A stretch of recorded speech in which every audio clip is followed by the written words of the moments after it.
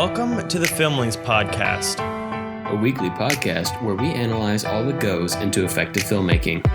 I'm Jonathan. And I'm Alex. And this is week 44, the Bollywood Beat. That's right, Jonathan. We are returning yet again to one of the topics we covered on the World Tour series earlier this year. And specifically, we will be talking about one of the sub-industries of a country that we covered on the World Tour series in India, the Bollywood industry. Yeah, so when we were in India, we discussed three different film markets: Bollywood, Tollywood, and Collywood. And obviously, Bollywood is the most well-known or widely known here in the West, because a lot of people think that that's just kind of all of India, but there are different ones. But since Bollywood is such a big industry, we decided to take a week and just focus on some of those films. And two giant films and one film that features one of the major Bollywood film stars, Shah Rukh Khan, which we looked at in that India week. But yeah, so we are finally getting into some films that I know some of our listeners in the India week wanted us to talk about, namely Sholay and then also Dangal, which has become very popular. But just in general, there's so much Indian film to explore that we realize that these episodes are just kind of scratching at the surface of what there is to offer. And that's why we called it the Bollywood Beat, because we know we'll be returning and trying to get into the different aspects, the different genres, and the different ways that Indian film is made and how it has captured so much attention as the largest film market in the world. That's right. And we do apologize if we continue to occasionally mispronounce things. I'm sure we will get better as we go along. You know, thankfully for you guys, we did away with the Hindi intro this week Right. To spare your eardrums from us terribly mispronouncing things. But just a little background on Bollywood specifically. It came out of the film industry based around Mumbai, formerly known as Bombay. And it is the Hindi-speaking film industry in India. It wasn't really referred to Bollywood until the 1970s, which saw the rise of a type of film called a masala film, which is a term used for a mix of spices in Indian cuisine, and it kind of refers to a mix of a bunch of different genres. And the rise of the masala film really coincides with the rise of Bollywood as we think about it now in pop culture. So it will be super interesting to talk about that in depth as we get to one of the primary masala films ever made, Sholay from 1975, which was the first film from this week. It was directed by Ramesh Sippy, and is probably the most famous Bollywood film of all time, or at least the number of people who keep recommending that we watched it certainly makes it seem like it was the most popular Bollywood film of all time. Yeah, and I believe my statistics may be a tiny bit off, but I think that film ran to sold out houses for 2 years in India, like straight. So this is a huge film, and it was actually referenced in one of our other films. So we'll talk about that. But our second film is Asoka or Ashok or Asoka. We found a bunch of different spellings, and the way they pronounce it in the film is kind of different. So we're just going to kind of wing it on that one. But that film is from 2001, is directed by Santosh Sivan, and stars Shah Rukh Khan, one of the biggest, Bollywood film stars, as I alluded to. And he was also referenced in our last film, just as a little testament to that. And what's the last film, Alex? The last film we'll be talking about today is Dangal, the most recent hit from 2016. It was directed by Nitesh Tiwari, and it is super popular right now in India, and very popular last year when it came out. And we must say, after you watched it, we totally get it. It's great. It'll be a lot of fun to talk about it. All right, so let's get into it. And Alex, set us up for Sholay. So Sholay from 1975 is what you would think of a poppy 70s movie, a poppy 70s genre film, regardless of the country. This one just happens to be set in India and made in Bollywood. And it tells the story of I don't know. Is Thakur a title? It might be a title. But anyway, we refer to this character as I think they Thakur. call it as his name. Yeah, that's Yeah. kind of confusing too. Yeah, It's like his name and his title. Yeah. He's an ex cop, military officer, something of the sort. He used to be in criminal law enforcement in India, essentially. And he calls in two outlaws who he's had dealings with before. And he knows that while they might be outlaws, they also have a certain amount of moral respect to them, and they're also really, really good at what they do. Like they are incredible. We see the flashback where they meet, and he is escorting them. He's already arrested them. They're on a train, and when the train comes under attack by bandits, he shoots the cuffs off them so they can help, and they really do help. It's a really great sequence. And he's called in to help, or these two guys are called in by the Thakur to help him defend a village from a gang of bandits. And already I'm getting echoes of Seven Samurai and the Magnificent Seven in that. Yeah. And of course, once they get to the village, they both find and on the way to the village, there's a musical number about being best friends. And then once they get to the village, they find two women who they will fall in love with over the course of the film. So they both have a love interest. And we also get to meet our bad guy. Two very different kinds of women. Two very different kinds of women. One is like a super, what's the right term? Energetic? Maybe outgoing, talkative. She like races her mule cart through town. Which is her job. She's like basically a taxi service, just a mule cart, but she races the thing. And the other one likes to stand in high places and look down on things while wearing very somber white clothing, and staring sadly into the distance. And of course, our two heroes have very opposite personalities as well. One is very outgoing and kind of a clown, and the other is way more laid back. He's almost always taking naps. He always thinks the other one is being an idiot when he is goofing off too much. But they get along. They're a good set of friends. And we meet the bad guy, who's a real mustache twirling evildoer from all classic pop movies ever. And we see the backstory between him and the Thakur, and we realize that the Thakur, back when he was a law enforcement agent, had arrested this man. This man had broken out from jail and then proceeded to murder the entire Thakur's family.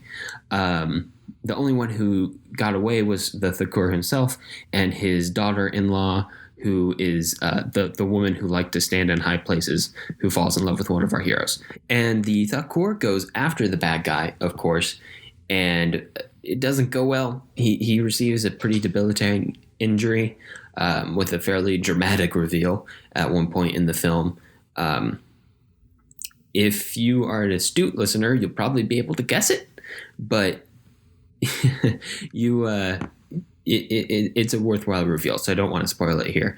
But anyway, things continue to complicate, as things tend to do in the second half of a good second act, and we are driven towards... Even if the second act is as long as an entire film. This is true. It's not how long the second act is, Jonathan. It's what you do with it. So of course, our love interest gets dragged into it, the mule cart racing one, and is kidnapped by the bad guy at one point. And our two heroes go after her. And of course, that's the point at which the final climactic conflict begins. And I don't want to go any farther because that would be ruining the whole fun of the ending of the film, either one of them. So I don't want to ruin it there, but take our words for it. It's an amazing film. I'm sure a lot of you have probably already seen it. And if so, you know how worthwhile it is to watch in all of its poppy 70s masala mix glory.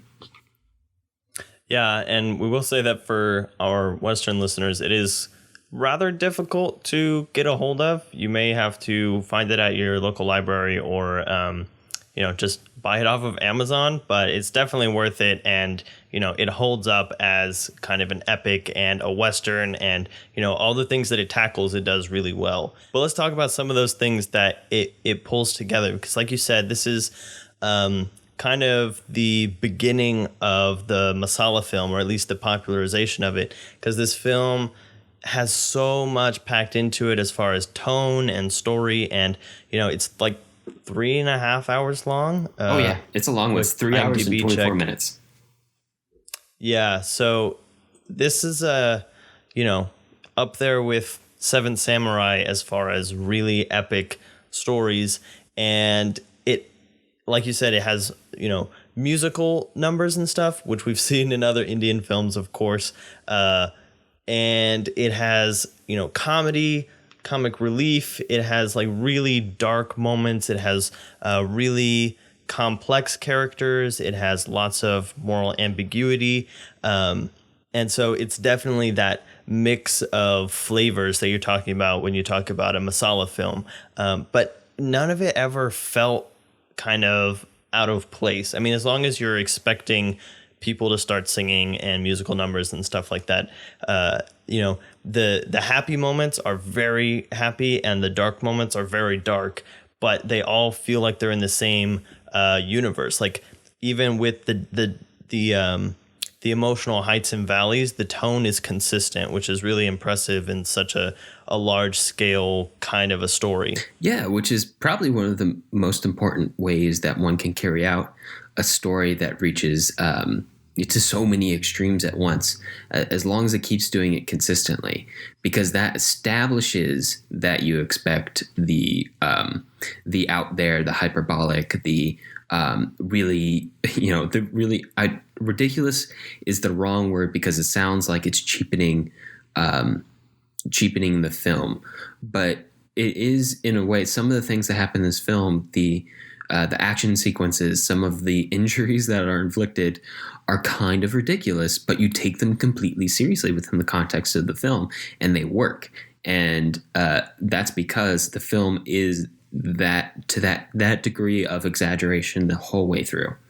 And it's another one of those things of the film knows what it is and it knows how to take itself seriously. And just like we talked about last time with the Indian film, we see that again in these movies, that they just love being movies and they just kind of sit in that, and that confidence lets them get away with things that a more unsure movie that's trying to prove itself the whole time wouldn't pull off as well. Yeah, it takes having fun very seriously. Yeah. So it's a consistent and it world. takes the drama seriously too. It does. It's a consistent world. It has consistent rules, and it abides by those rules. And as long as a movie does that, sets up rules and follows them, they don't have to be real. They don't have they don't have to match our real world. But as long as they're consistent throughout the movie, we roll with it. Because as long as nothing shocks you out of the world of the film, it's okay to keep it in. As long as nothing is so out there that it makes you stop and go, wait, what is going on in this movie? You're okay. As long as you continue to enjoy the film. And this film is incredibly enjoyable. And you see that not only in the things that happen, but the way the film is shot, which is 70s style pop film to the extreme, like 70s style spaghetti western almost, with all of these with Technicolor level colors. I love that Technicolor shade of blood red. It's just very unique, very, very red. And the Holi Festival just looks beautiful because, I mean, the Holi Festival is one of the things that India is famous for, with all the colored powder and everything happening. And so you put that in a very vibrant film stock and it just looks great, and it heightens that sense of excitement. And then the film, again, talking about keeping tone consistent, like even at that moment, the Holi Festival, which is one of the most joyous moments in the film, it's almost like it gets cut short by a quite dramatic and tragic event where the bandits come through and kind of break up the whole festival. So it's that mixing of all the tones that really helps keep everything consistent. Yeah. And what a perfect choice to put on Technicolor film, right? If you're going to shoot a film in India on color film, Holi is just a perfect option to have included in the story of your film. But of course, continuing to talk about the visual style of this film, we have to talk about the heavy use of zoom lenses, because good gosh, there's a zoom like at least once a minute in this film in like a very fast dramatic zoom, but because they do it in every scene and they timed them well for moments where it doesn't feel ridiculous but it feels important or exciting, then it works. It just feels like an exciting use of the camera.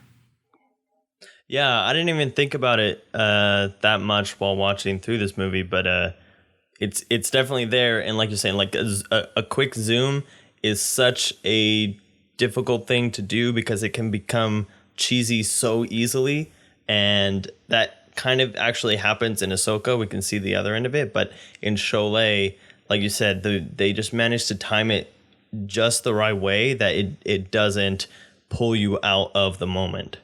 Right, right. And this is a period in the 20th century where zoom lenses are becoming really popular and really widely available to filmmakers who don't have as much money. And this was a lower budget production. A lot of people didn't expect it to work, and then it worked, and then its style It's like the Indian Star Wars. Yeah. It and then its style took over the style of Bollywood moving forward, kind of like the way the style of Star Wars, the big blockbuster, took over the style of Hollywood moving forward for the next few decades. So actually, yeah, that's a really good comparison. Wow, I was not expecting to go there today. but yeah, this is something we see all over the world at this point in time. It's not something that's contained to either the West or India. Wide use of zoom lenses of people figuring out what they can do, and of course, it comes to a point about a decade or so after that people start to overuse the zoom lens, and it starts to become signified as cheesy, and people start to associate it with cheesy, cheap filmmaking. It's kind of taboo in modern Hollywood, as far as I can tell. Yeah, and we also see that the same arc happen with the style of masala films. I've read a lot of opinion articles this week that go both ways as to whether or not Bollywood's reached too far into the masala well as of late. And some people say yes, some people say no. I don't have a wide enough watch list to really give you guys a solid opinion from my point of view. But this is where that starts, if you're wondering. This is the source of the masala style that became so popular in Bollywood moving forward. Yeah, and the other thing that kind of comes from this, or that this falls into the category of, is what's called curry western, which, as you can imagine, is westerns, kind of the Indian imagining of westerns, where we saw Manchurian westerns with the good, the bad, the weird. Of course, there's spaghetti westerns, but this falls, it's just another culture that has taken the western, which is such an archetypal and adaptable genre, and pulled it into this culture and infused it with, the Bollywood flavor, with the musical numbers and the all the heightened emotions and everything. So again, with the range of tones, you have the bad guy who makes one of the love interests at some point dance for him on broken glass and just keep dancing as her feet are getting cut up. And on the other hand, you have a prison guard literally modeled after Charlie Chaplin's Great Dictator, which I definitely think we can't pass up. It was almost like a short film interjected into the first act of the entire movie. Like the prison guards never come back into play over the course of the film, but it does tell you a lot about who our main characters are, who our heroes are, and it makes you love them going forward, which is great and good. For a movie to do. And it sets you up on an emotional high note before we get really dark towards the end of the film. That's true. That's very important because it is just ridiculous. I mean, he even has like the harumphs and like the weird like snorts that Charlie Chaplin uses in The Great Dictator, which we've already done on this podcast. You should go check out that episode. Yeah, he has a globe and drops it. He has the toothbrush mustache. Is literally, there is no denying that this character came straight from Charlie Chaplin. And I think that it's really interesting to see this character after we talked about, that little community in India that is basically obsessed with Charlie Chaplin. So you can see that influence even reaching into their cinema and coming out in this blatant and hilarious homage to the great dictator. I also thought it was really funny that the great dictator character in Sholay keeps mentioning that he's from the British days, from the days of the British Raj, from the British domination, imperium over India. And I was like, hey, they're poking fun at England here. This is kind of funny. And then later on, there's a point where one of our characters is drunk on top of a water tower and is threatening suicide. And this character does intermittently interject English into his speech over the course of the film. But he's drunk and he's lovelorn and he's heartbroken and he's like threatening suicide, even though he's not really threatening suicide. And one of the villagers turns to another and says, "What's suicide?" And the other one says, "Oh, that's what English people call it when one of them dies." And I just lost it at that line. I was like, I'm not even sure I fully understand what they said there, how that joke works, but I get that they are just burned England really badly. Yeah. Yeah, it's actually kind of interesting the way that English is infused in the two more like modernly set films that we watched today with Sholay and Dangal. I don't totally know what the how that crossover happens, but it was really interesting that suddenly sometimes it'd be like, oh, hey, I understood that sentence without the subtitles. Yeah, you're so engrossed in reading them that suddenly you realize that you didn't read one because it was in English. Yeah, interesting. And of course, one other thing we really have to touch on before we move on is another thing that makes this film work so well is the locations. The places they picked make this movie work, and it's part of what makes it work as a curry western so well. They basically found like the Indian Monument Valley and shot like the first few scenes there, and it looks great. They've got these big rock formations, and it just evokes all of those emotions and thoughts for anyone who's seen a Western, especially John Ford Western, and he loves to set them in Monument Valley, Utah, where there's all these rock formations in the U.S. And it evokes everything that you relate to one of John Ford's films to this film from the very first few scenes. So you're already in the right mindset when you watch the film of like kind of like this Western, this independent, everyone's on their own or there's in a community, but kind of law doesn't have much application here.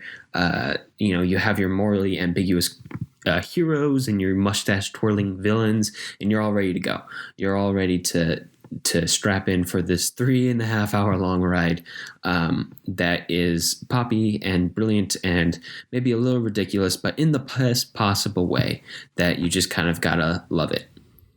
Yeah, and the last thing before we move on that we should talk about in a vague way, because we don't want to spoil it because it's such a great watch, but just knowing that there are two endings to this film, because there's one ending that was originally intended where the bad guy gets his just desserts. It kind of wraps up in the way that you would expect, like a fistful of dollars or a typical Western, for lack of a better term, street justice kind of an ending.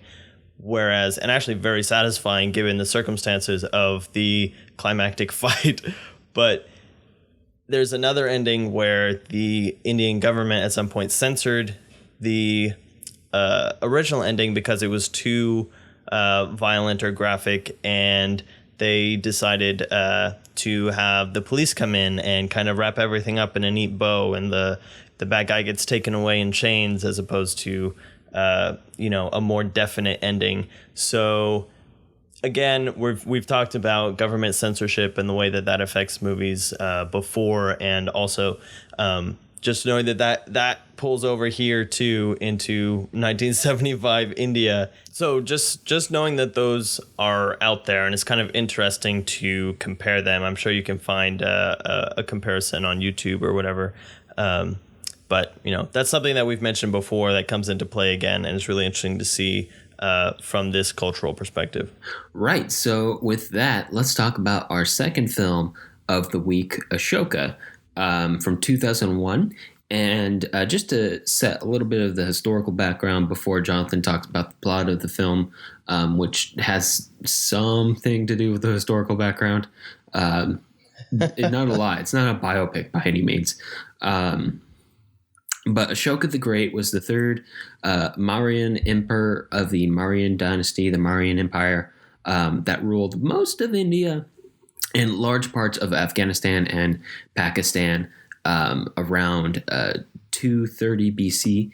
And the one of the main plot points of the war was a large, bloody, very grotesque war against the Kalinga Empire, or the Kalinga state, which Ashoka eventually won. But afterwards, according to the history books, and of course, you have to remember, Ashoka was the person who hired the people to write the history books. So just take that with a grain of salt. But he apparently saw the devastation that he had wrought in his war and decided to convert to Buddhism.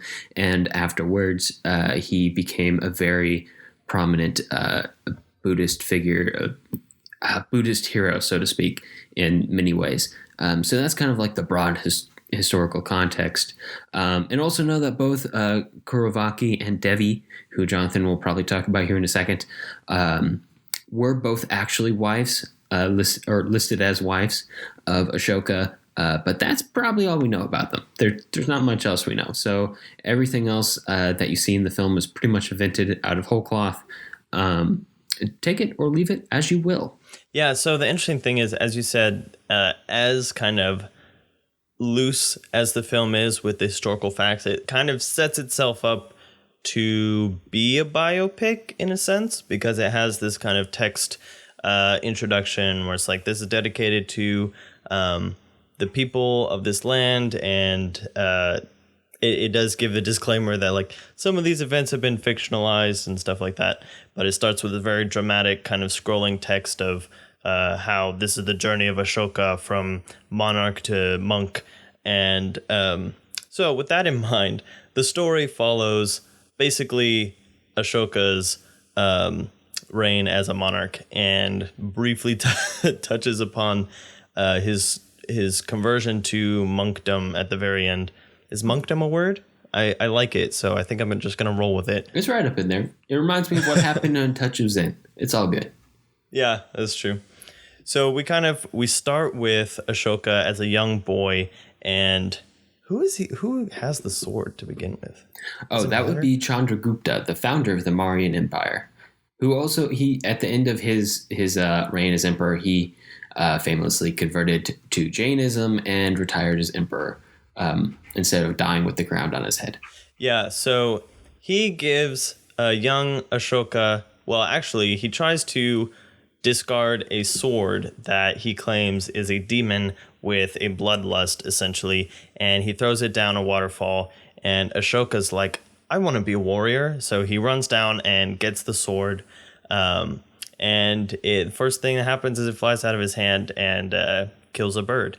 So we see that the sword does have a bloodlust, and it sets us up for the character of Ashoka throughout the film. So after that setup, we flash forward to seeing a little bit of Ashoka becoming a great general. He's a really good warrior, and he is prince, and his brother is heir to the throne, and his father is the king, mother queen, etc. His brother is constantly trying to have him assassinated, but Asoka is such a good warrior that he evades all attempts, and he has very clear intentions for the throne, even though his brother is the rightful heir. And at some point, this tension causes his mother so much grief that she decides to not talk to him unless he decides to go live with the common people and change his name and not let anybody know that he is Prince Ashoka. And so he does this, and he falls in love with the princess of the territory of Kalinga, and she has a young brother who is the prince, and there are lots of people after her. But after their paths keep crossing a lot, they end up falling in love and getting married until Ashoka's mother sends a messenger saying that she is deathly ill and that he should come right away. Ashoka's wife still does not know that he's the prince, but he leaves to go check on his mother and finds out that she totally bluffed the whole thing and she's fine. His dad sends him to go fight a battle. In the meantime, Kalinga is attacked, and the princess, another woman, a commoner, basically gives herself up as if she were the princess. So most people think that the princess is dead now. Ashoka finds this out and he is distraught. Eventually, he remarries and is back in his role as a prince. After his brother tries to assassinate him a couple more times, he ends up killing all of his brothers, and except for one, who runs to the kingdom of Kalinga, who starts harboring him. And by this point, Asoka is very blood crazed again, coming back to the sword and the metaphor of the demon and the bloodlust. And so he wages a war on Kalinga, and it is incredibly brutal and just completely merciless. And by the end of this huge war, Ashoka finds out that his first wife is not dead. The young prince, though, has become a casualty of the battle. And after all of this, he realizes that war is not the answer and becomes a monk right there at the very end. And that's how we finish. But a lot of the film is spent on the relationship between Ashoka and Kauravaki, his first wife, and then kind of gets into the political thing. But it's honestly a little confused, and it's definitely grasping at some big things and some very dramatic elements. But the execution on this film is a little bit more questionable than our other two this week. Yeah. And we should say that one of the reasons we picked it, one of the reasons we jumped at it was, it's on... it's available, yeah. It's available on Netflix. And we also always like the idea of looking at Shah Rukh Khan films because we both like him as an actor, and he is a very, very big personality within the context of Bollywood. So it seemed like a good idea. And there are a lot of people who really... I found some good reviews for this movie. After watching it, I found some really bad reviews for this movie. And a bit of a mixed bag. Yeah, it's definitely a mixed bag. Because there are, and let's be really clear about this, there are some really, really good parts of this film. A lot of the first couple dream sequences between Ashoka and Kauravaki are excellent and weird and surreal and very enjoyable to watch. The entire subplot between the young Kalinga prince and Ashoka, where Ashoka keeps telling him a story that he never finishes until the end, where the prince dies, is amazing and tear-jerking, and all of the geopolitical stuff once they finally get to it in the second half of the movie is really, really good. But can we get back to politics? Yo, please. Are we going to start rapping? No, we'll save that for another day. We'll save that for when they make a Hamilton movie, or for when we make a Hamilton movie. Nah, I'm dreaming too big there.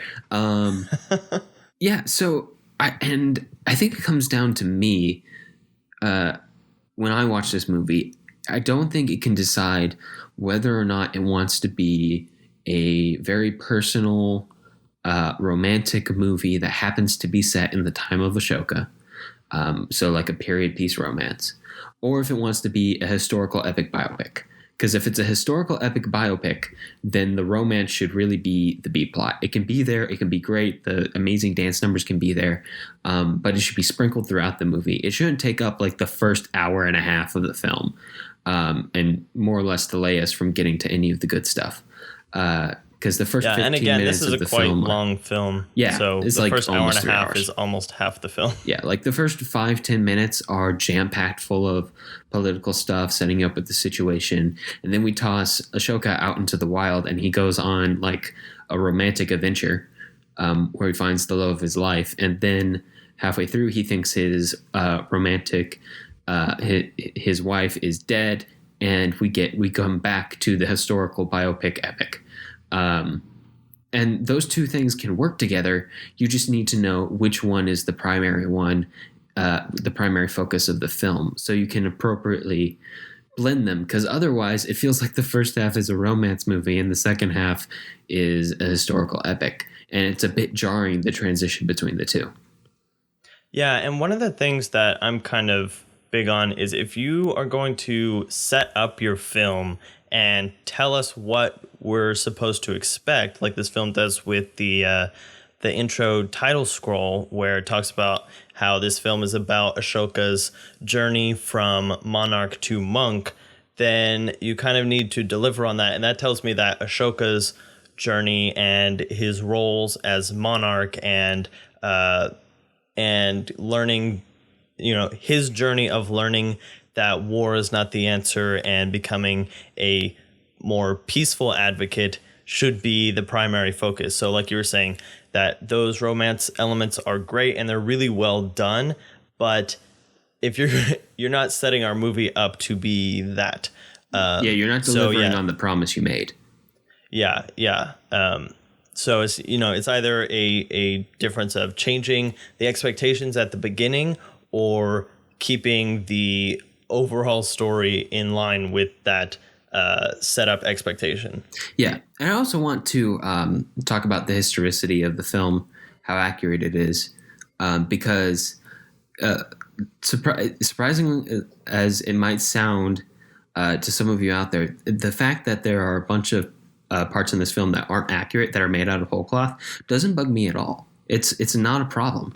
It really shouldn't be a problem for any biopic, because there are a lot of things that you're not going to know about a character, especially one that lived, over 2,000 years ago.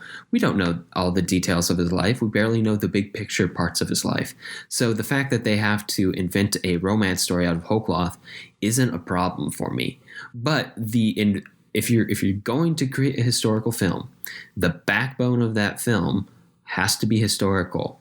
And then you can weave in the non-historical parts to make it to make the characters more full, more well-rounded, to add more conflict to the film, to make it more interesting and a fuller experience as a film to enjoy.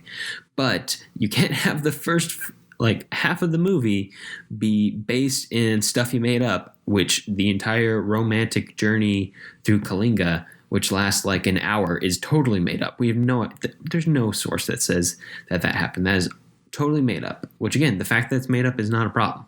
The fact that we spend an hour in made up land and then come back to historical land is the problem, because you're essentially pinging between fantasy world and a historical world, and you're not just blending the two. You're spending half of the movie in one and half of the movie in the other, which leads to a disjoint halfway through the film. Yeah, and if you were following the first week with Mughal Azam and Bahubali, which are kind of along the same lines as this film kind of technically falls in a middle ground. And actually, all three of those films are now on Netflix, I believe, if you want to catch up a little bit. But where Mughal Azam was definitely focused on the romantic aspect, and it was very grounded. It did have the musical numbers, but they were woven within the story and stuff like that. And Bahubali, which is just, epic to the max, with a lot of focus on the action scenes and stuff like that, and just very fantastical musical numbers and stuff like that. This film falls right in the middle, where you have the grounded romance, and then you have semi-fantastical dance sequences and musical numbers, which probably were very fantastical at the time, but in context of Bahubali, it's feels tamer. Bahubali is a whole nother level.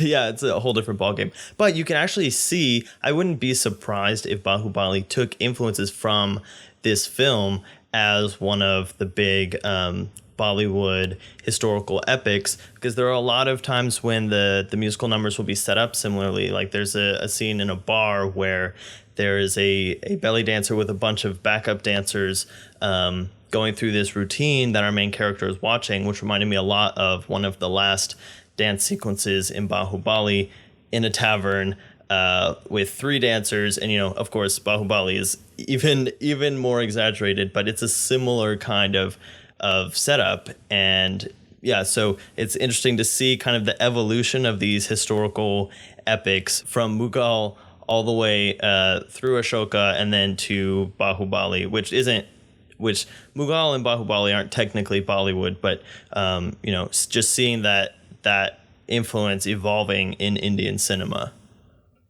Certainly. And Mughal Exam is a really great example of a film that is based in large part in historical events. Basically all of the large events that happen in that film. The emperor is real. The sun is real. The civil war they had is real. Those are real, but they form the backbone of the plot of the film, but they don't form the core of the story. And the core of the romantic story woven throughout is pretty much all made up, but it's blended through seamlessly, and it all works to a point that isn't jarring. Yeah, because it becomes the motivations for the bigger political issues, whereas the romantic and the political elements of Ashoka seem somewhat disconnected because they're always happening at different times and completely unrelated scenarios. Yeah, it feels like you're movie hopping. Like 1 second he'll be in a palace, and then 1 second he'll be out in the middle of nowhere. And I'm not saying like, oh, how did he get here? You need to explain that, because you don't need to explain it in the movie. We'll accept that. But it feels like you're bouncing around personalities almost to a certain degree, which could work, but it has to be done consistently throughout a film. It's like we talked about just a second ago in Sholay. You have to set up the rules of your film and then stick to them. And then we will accept them. And Ashoka shifts the rules halfway through, and we're kind of left spinning. Yeah, but we do want to kind of get back to Shah Rukh Khan, who is definitely a highlight of the film throughout. He kind of carries the film very well with his performance, and it's also a really good contrast to look at with My Name is Khan, which we looked at in our India episode. Because obviously with Flim, Jonathan. Khan. Yeah, in that film, he, again, as a refresher, he played a Indian man with Asperger's in America, who's going on this journey to tell the president that he's not a terrorist after the events of 2001. So we got to see his range of playing a character with a mental disability and how well and charmingly he was able to pull that off. And now we get to see him as a historical warrior figure who has a lot of strength, but he's also a romantic lead, so he has a lot of charm. And then by the end, he kind of has this, this blood craze, and he becomes a very fierce character and then turns into a much softer character after seeing the outcome of his actions. So he has a lot of a big emotional journey throughout this film, and a lesser actor may not have been able to pull it off as well, but it's a really good testament to Shah Rukh Khan's talent. Yeah, he certainly maintains his charm throughout, which is impressive, and probably the biggest reason why he's such a successful actor. He manages to charm in almost every role that he appears in, and it is definitely enjoyable to watch his performance throughout the film, despite my film school griping about the story structure. So let's move on to our final film of the day, Dangal from 2016, and Dangal, I believe, is the Hindi word for wrestler, or at least that's what the subtitles have led me to believe. Yeah, from one of the major songs. The songs in this movie were great. Yeah, that's like the theme song. Dangal, Dangal. Yeah, it's good. So Amir Khan plays Mahavir Singh Phogat. who is at a younger age was a national champion wrestler in India, but was never able to medal internationally. And according to him, and I don't think they go into specifics about how or why this unfolded. We just need to know that it unfolded, that he did not receive the support he needed from his national government to go all the way and get a medal for the national government. And so he, or just the nation in general, it's not about the government really, it's about the people of India. And so he kind of has a grudge against them. And after he's missed his time in the sun and he's gotten too old to really be a wrestler anymore, he decides that his son, one day, the son he's eventually going to have, will be the international champion wrestler that he never was.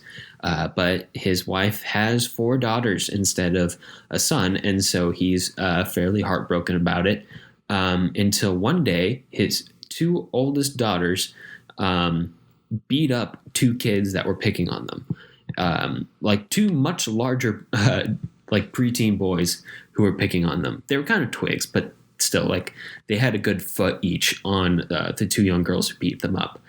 And he kind of has this realization that, oh crap, I could train my daughters to be wrestlers instead, and they could be international champion wrestlers.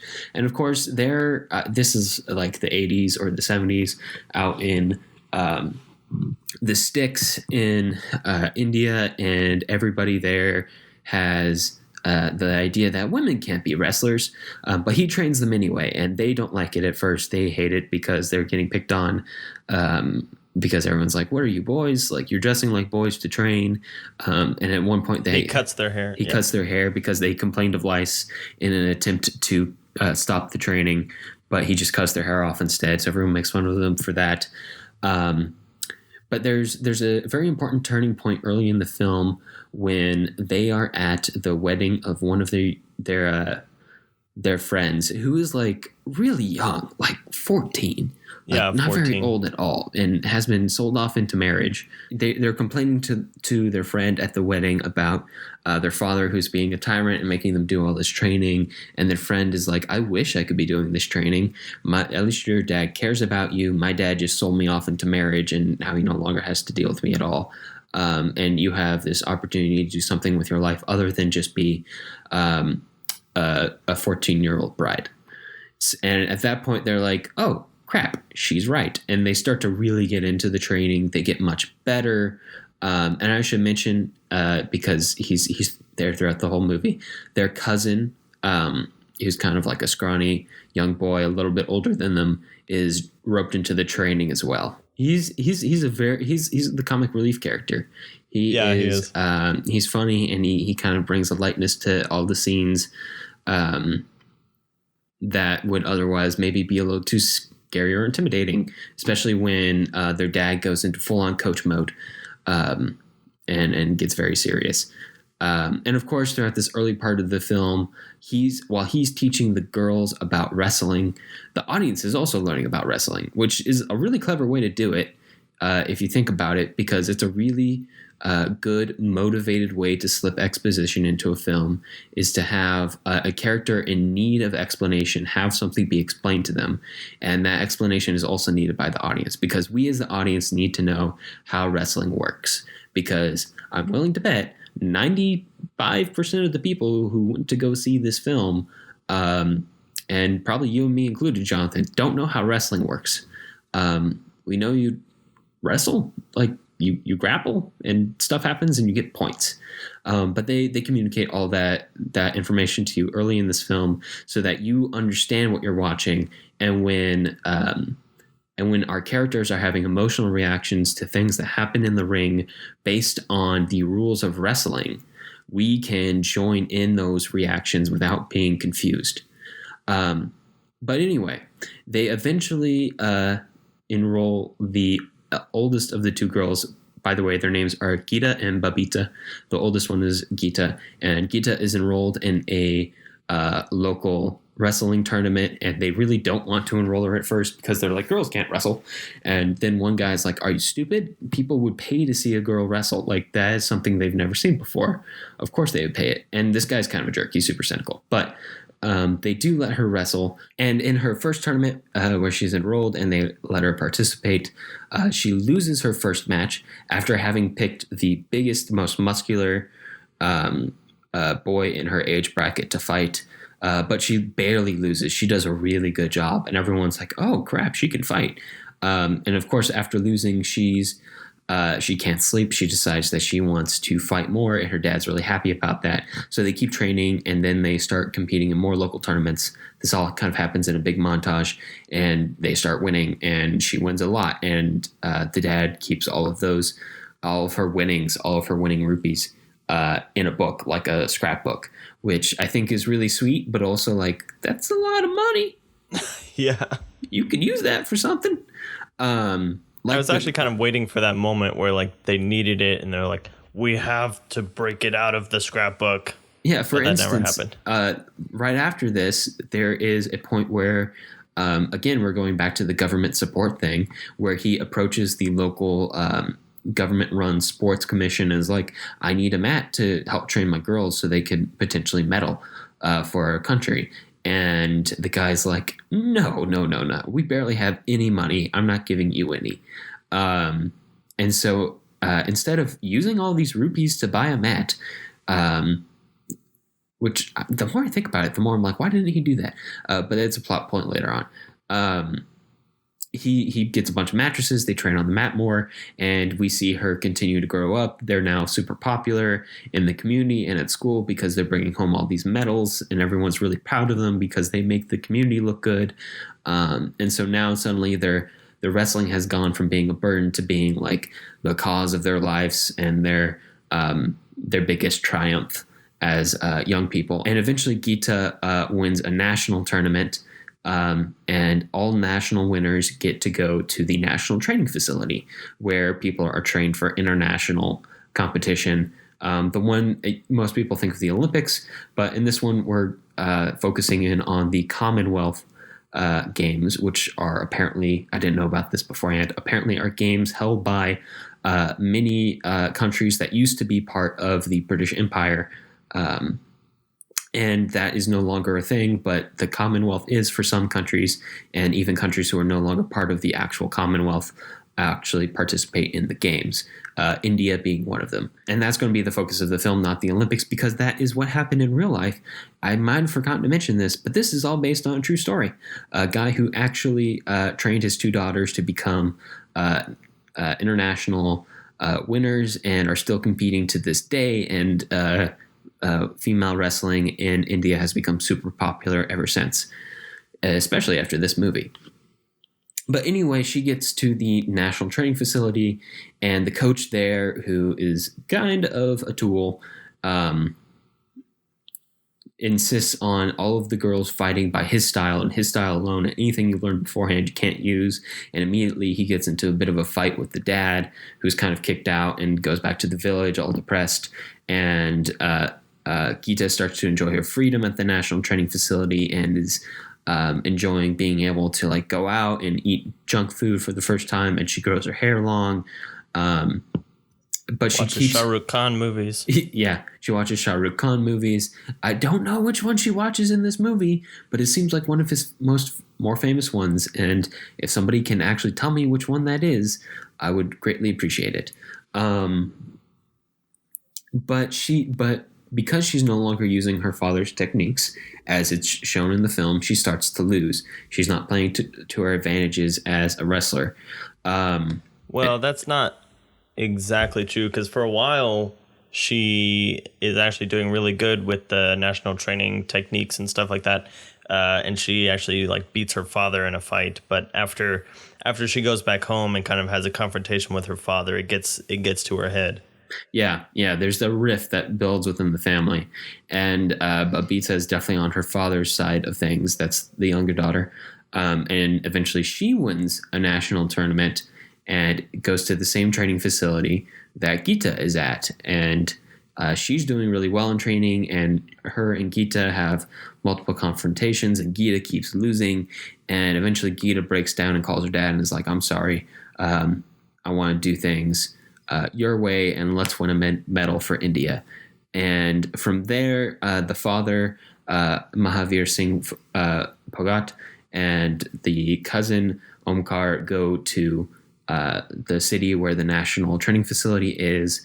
And because the coach doesn't want any of the credit going to anyone but him, essentially, he tries to square the dad out and keep him from coaching his daughter, even though his coaching seems to work very well. And there's a series of scenes that show them struggling to get the coaching to her and struggling to inform her of how to do things, including sneaking in and off of the facility and watching her game tape in a rented out porno theater in the city, and calling her on the phone to tell her to give her pointers on her game tape, and so on and so forth. And eventually we get to the big tournament at the end, and we see whether or not Gita is going to follow her dad's techniques and the coaching he's given to win the big tournament and win the gold for India, or do what the coach wants her to do, which is essentially play it safe and win any medal at all,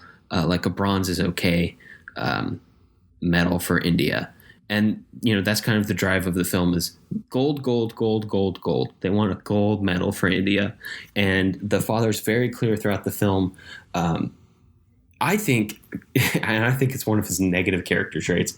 Other people might disagree with me that the daughters fulfill his dream by winning a gold medal. And I kind of think that's selfish. But it's good at the same time because the daughters also clearly want to win a gold medal, so their goals align. But I don't know if it's fair to put that kind of pressure on a kid. I don't know. That's a deeper philosophical question. Yeah, no, I totally see what you're saying, because he kind of pushes it on them, and he, at the beginning, when he's starting to do this, his wife is kind of against him training his daughters as wrestlers, and he's like, just give me a year. Let me try and make them wrestlers for a year, and then if it doesn't work out, if they don't like it, fine, we'll stop.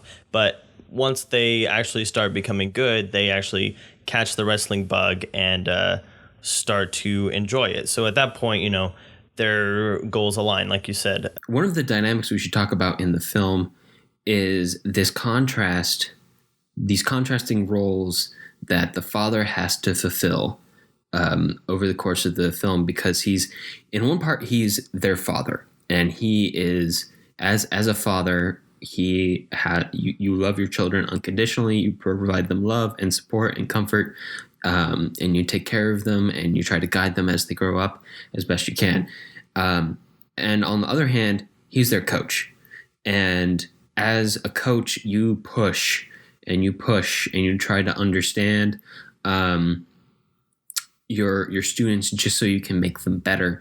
And I think, I can't remember where I heard this. I wish I remembered.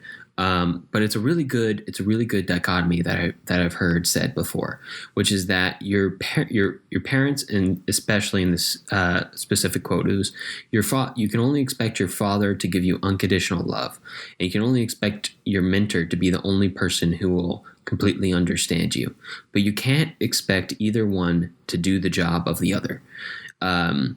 So you can expect unconditional love from your parents, but they probably won't ever fully understand you. And you can expect your mentor to fully understand you and drive you to push you to be better, but you can't expect them to love you completely, because they're there to push you when you're down and push you and make you tougher. And I don't know if that's 100% true, but I do think this movie is a good test of that idea and seeing whether or not it's possible. And it leads to a very interesting character. Yeah. Because you're taking both of those roles and putting them into one character.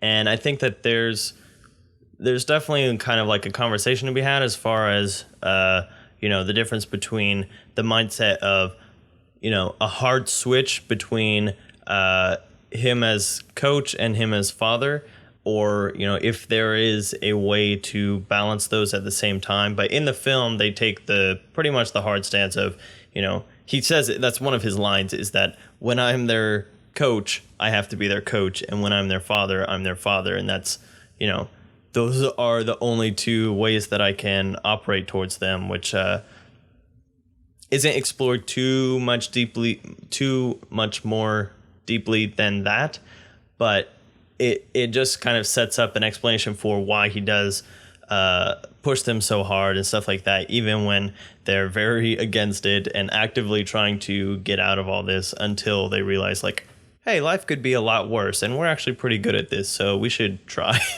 And this is essentially a sports movie, and as a sports movie, you have to deliver on the promise that you are making the audience when you tell them it's going to be a sports movie, and when you set it up as a sports movie, and that is the sports. You've got to have a lot of wrestling, and there is a lot of wrestling over the course of this film. There's wrestling within the first scene of the film, actually, where we see a young Mahavir wrestle another person at like their local wrestling club, where they all get together and watch wrestling, and he just destroys them.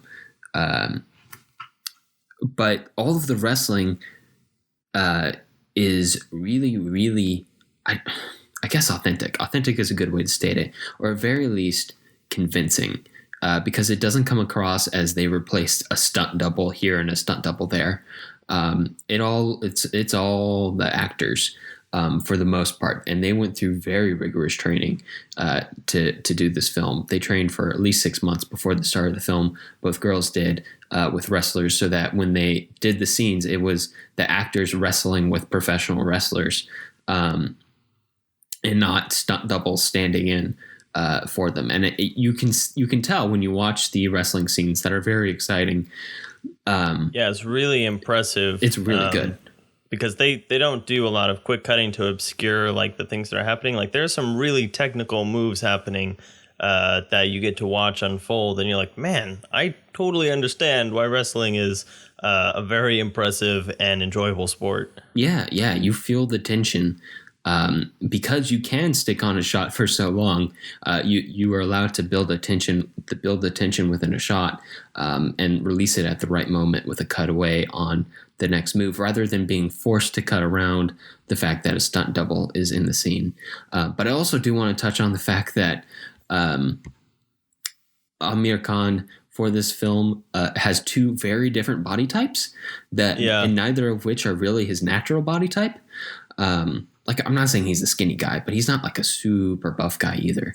And for like the first 15, 20 minutes of the film, before the big time jump, he is, when he's a younger guy, but still not longer like a competitive wrestler, like he is built. He is super muscular. He is like very low percentage body fat. He probably did that thing actors do where they have a big shirtless scene where they like don't eat or just drink water for like a day beforehand to get it right. It's really hard on actors to do that, but it looks great on screen. And then of course there's a big time jump forward after he's had all of his baby girls to the point where they're older, and he is this old, gray-haired, pot-bellied, and that's kind of an understatement.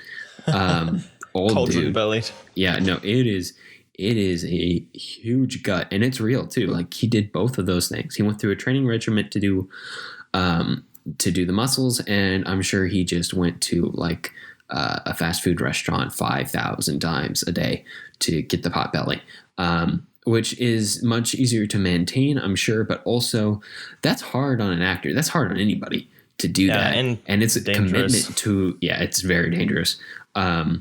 Not good at all.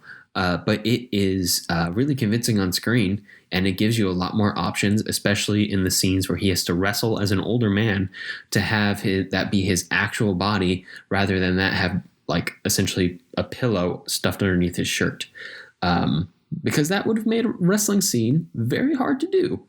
Yeah. And, you know, that's just you got to respect that amount of commitment to a part. Whether it's not safe, I wouldn't recommend it, but I respect it. Yeah, because if it was just kind of like a fat suit or something, he wouldn't carry himself the same way, and he wouldn't, because there's definitely a scene, like I said, where Geeta, the older sister, comes back and actually wrestles her dad to show, like, hey, my techniques are better than your techniques, and he definitely feels it in his body, and you wouldn't be able to. Like the way that he carries himself wouldn't be as convincing if he was a really muscular guy with a fat suit on, as if he was like actually trying to carry that weight and lumbering around and stuff. But yeah, just talking about some of the more technical elements of this film. So this film is interesting in that while it has very music heavy, musically driven scenes, there are no like straight musical scenes. So there are no scenes where the characters actually break out into songs or musical numbers. But a lot of the training montages and the wrestling montages happen with music over them, very intense music that directly speaks to what is happening in the scene. So I think we talked about this in the other indie episode with Bahubali. There are a couple scenes like this where it's just basically the song is describing what's happening in the scene, but outside of the scene. And when I see this in Indian film, I always try and think if there is any kind of equivalent to that kind of technique in American film.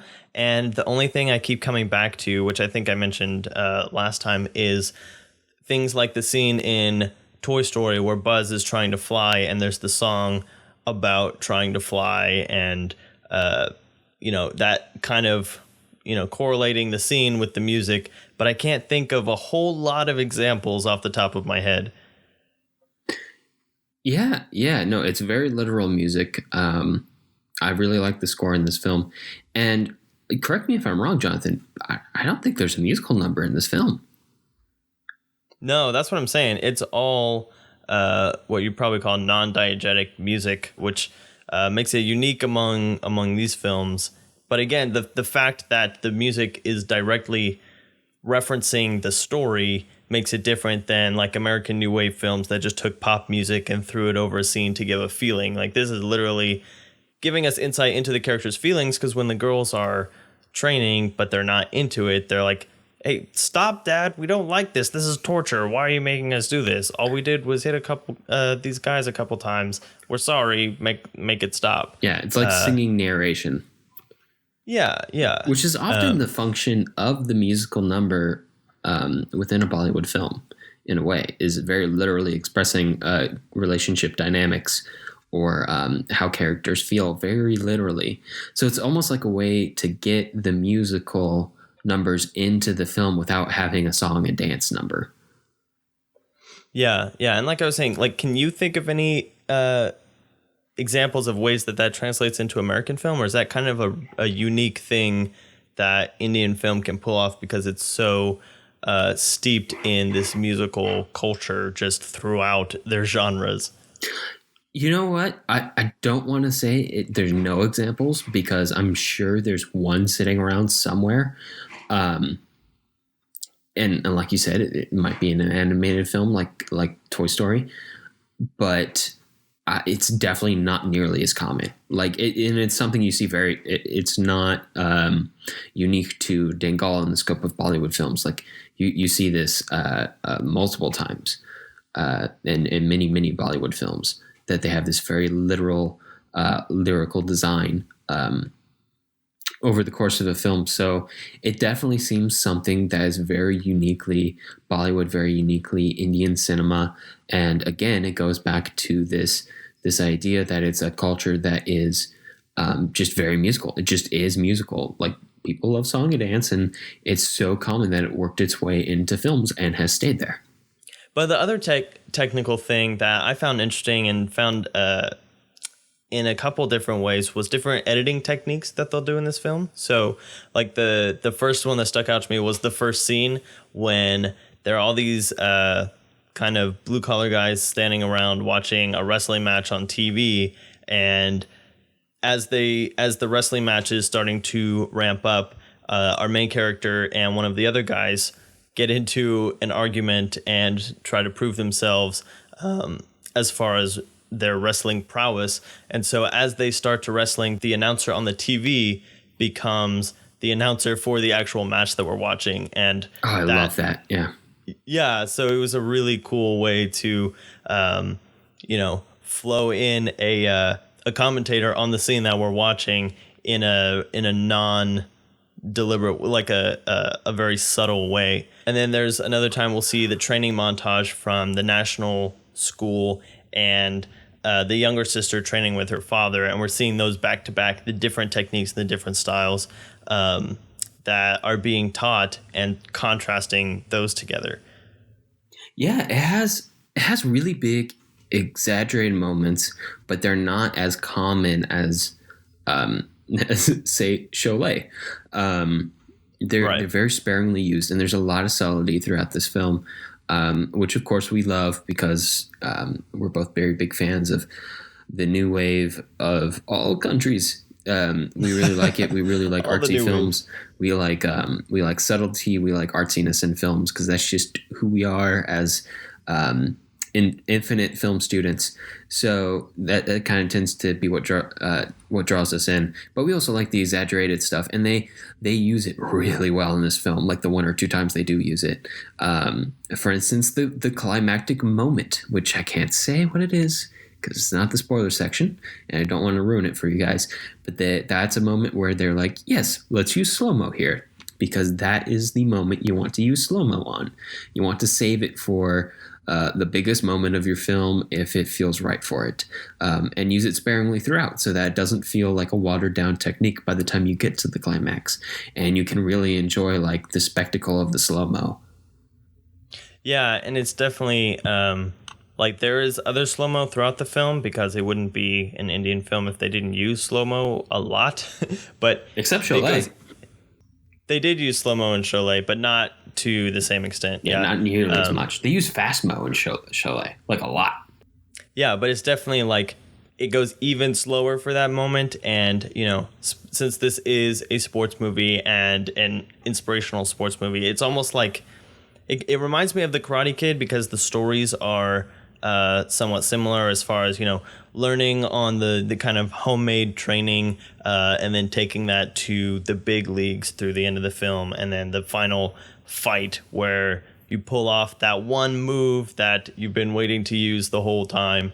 And so they're definitely build up that whole moment. But even like in the, not just the wrestling story, but the overall story at the very end, there is this was like the most grounded of the Indian films. And then there was like one plot point that happens near the very end that was a little exaggerated from the antagonist character's perspective, which I thought was interesting. It was not like as drastic as the bad guy in Sholay, because this is still grounded in real world events. But it was an interesting thing that I was like, I wonder if that would happen in real life. And I have not looked up to see if that actually did happen. I'm just assuming that it didn't. So please correct me if I'm wrong, if you know what I'm talking about. It has to do with the character being locked up. Yeah, no, I would gonna take a wild guess here and say it didn't happen. Like that seems like something you invented for a movie, which you do, because like I said while we were talking about Asoka, of course you have to make up stuff when you're talking about a movie based in reality, unless it's just a really, really good real story. Like it's going to need something added to it to make it fit a cinematic format and be compelling, which just makes sense. And especially when we're talking about a movie that is supposed to be an inspirational sports movie, which I think we should talk about, because this definitely fits into that mold. Whether we're talking about something, I keep thinking about Rocky, because maybe that's just the pinnacle of inspirational sports movies. Just this is on a much bigger scale, and it has a lot more family involved in it than Rocky does. Yeah. Hey, Rocky spoilers. I mean, I guess you should know that by now. And if you didn't, like, Why And that's not the point of Rocky, so it's okay. Yeah, no, it's definitely not the point of Rocky. And they make it very clear that the point of this film is winning a gold. Like they keep driving it through, like, like the win is if they win the gold, and the lose is anything but the gold. Right. Which again, like, goes back to like, is this maybe a bit too much pressure to be putting on your daughter? But whatever. It works for the film, and this definitely does tap into national pride, because this is inspirational sports movie, international sports. This is definitely like, India should win. Yeah, patriotism, which is great. And you want that in an inspirational film. Sports oftentimes is wrapped up in nationality and patriotic pride. And this film definitely does it. I mean, the entire goal of the film is to win a gold, not for yourself, for your country, or for your dad. But it definitely is tapped into it, and it's self-referential too. Like, it taps into its own India Bollywood culture. Yeah, it's really interesting watching this film, because we picked these films without knowing too much about them, and it was interesting that Dangal actually refers to Shah Rukh Khan. There's a moment when Geeta is at the National Training Academy, and she's learning about these other cultural things and how people actually like watch movies and spend some free time not wrestling. And they're like, hey, let's go watch a Shah Rukh Khan movie. You can't say no to Shah Rukh Khan. He's so dreamy and all this stuff. And I was like, hey, we picked a Shah Rukh Khan movie. And then they also reference Sholay at some point and compare the father character to the Thakur character. And so that was really interesting to just see how the most modern of the films that we picked actually, like you said, it references other Bollywood films and characters and films that are so iconic that they don't really need any setting up. Like, they just assume that if you're watching this film, you know who Shah Rukh Khan is and you know the story of Sholay, and you can take those and incorporate them into this story to make it more meaningful. Yeah, you could say that comparison to Sholay really came in handy. Oh my god. The two characters' personalities, they really go arm in arm. Wow, those are some underhanded jokes right there. Ooh.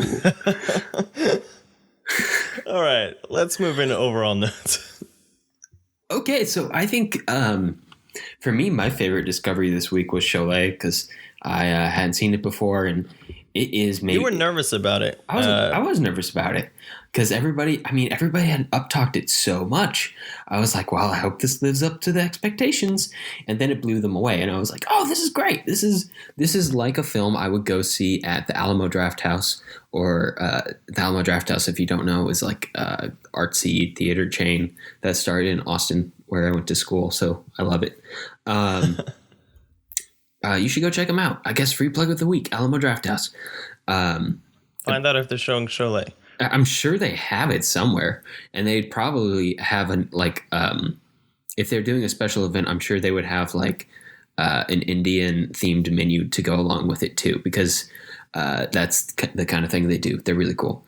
But yeah, they love that poppy 1970s cinema, and especially foreign cinema. And Sholay definitely falls into that category with super charismatic heroes and exaggerated but believable, weirdly believable action scenes and Technicolor colors, especially Technicolor blood, which again is my favorite color of blood. Which sounds weird. I should clarify. I professionally color things, so it's not as weird as it sounds that I have a favorite color of blood. It's kind of weird, but it's basically not as weird as it sounds. The color of ketchup. Yeah. A little brighter. A little brighter. But all the things that I loved about Sholay are all the things that constitute a masala film. And after having put that together, doing some research on Sholay, now I'm really excited to go back to a lot of the really popular 1970s Bollywood films, especially the curry westerns, and check those out too, because they look like they're going to deliver on that spicy, pun intended, mix of mix of genres, action, comedy, musical, charismatic heroes, mustache twirling villains, bright colors that Sholay did.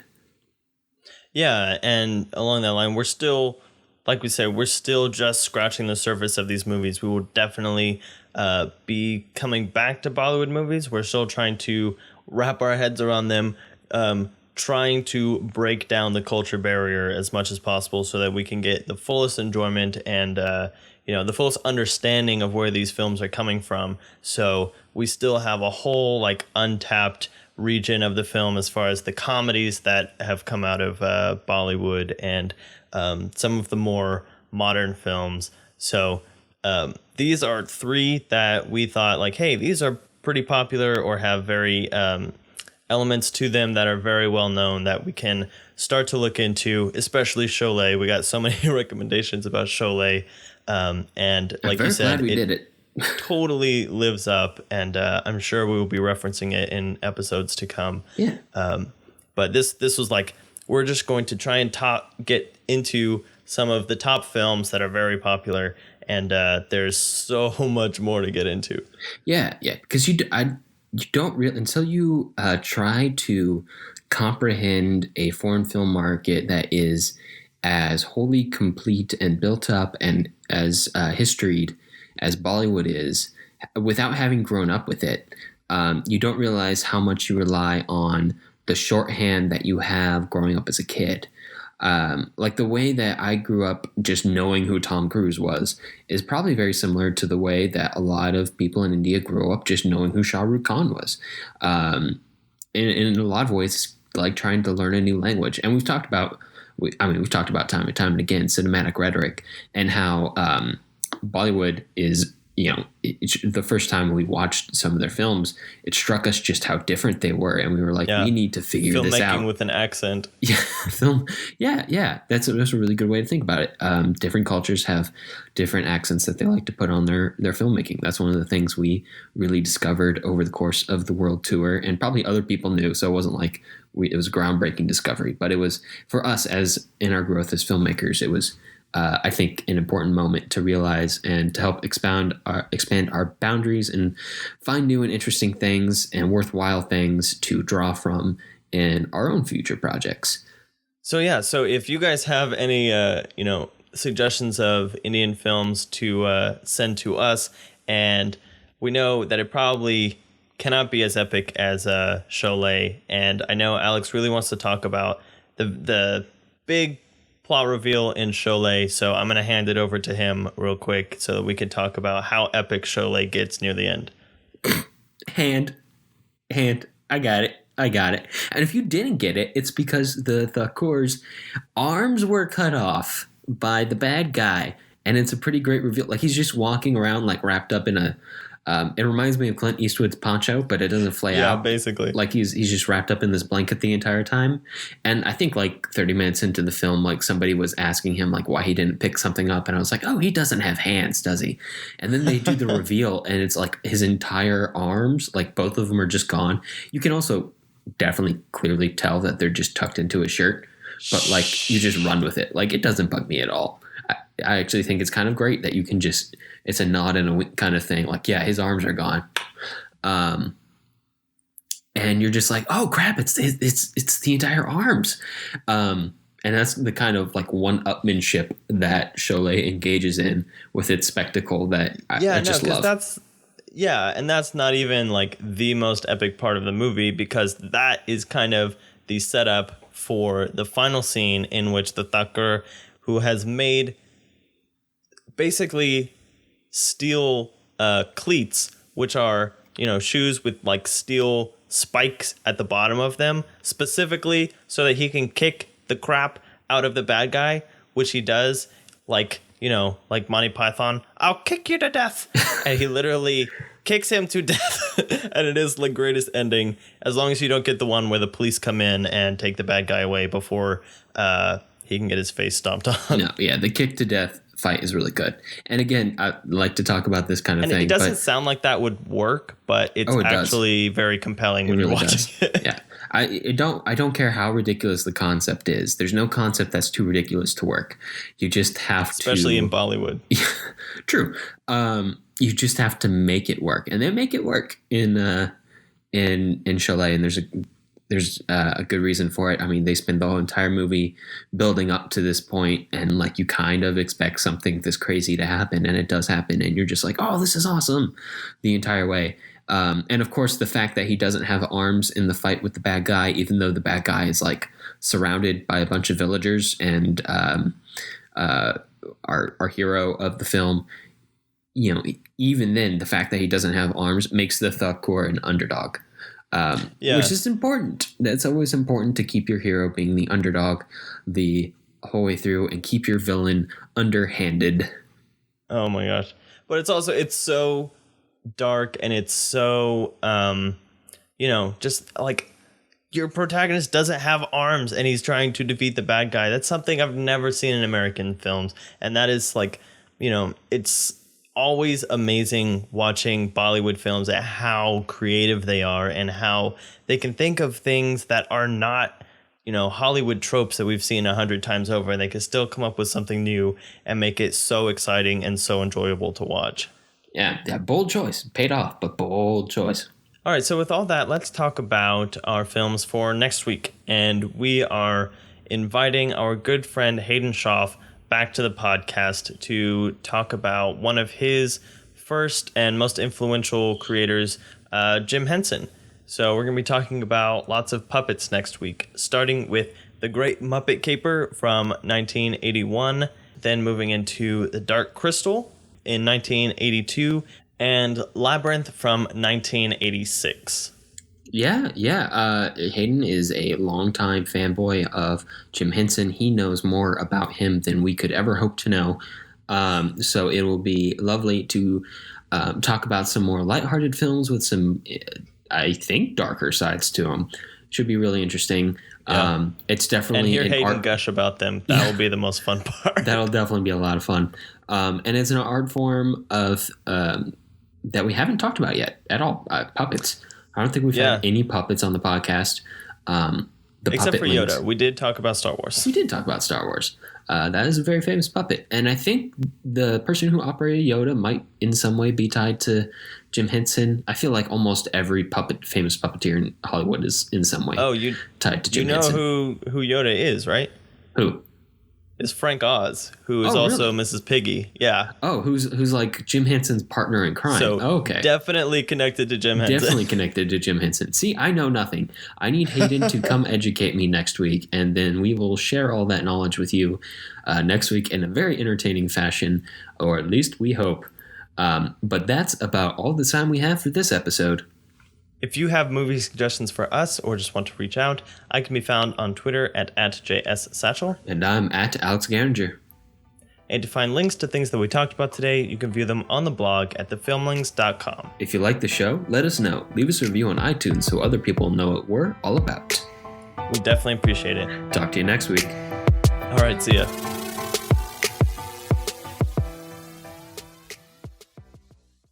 Where should I cut it off? Not the arms, the story. I'll be here all week, folks. Oh my gosh.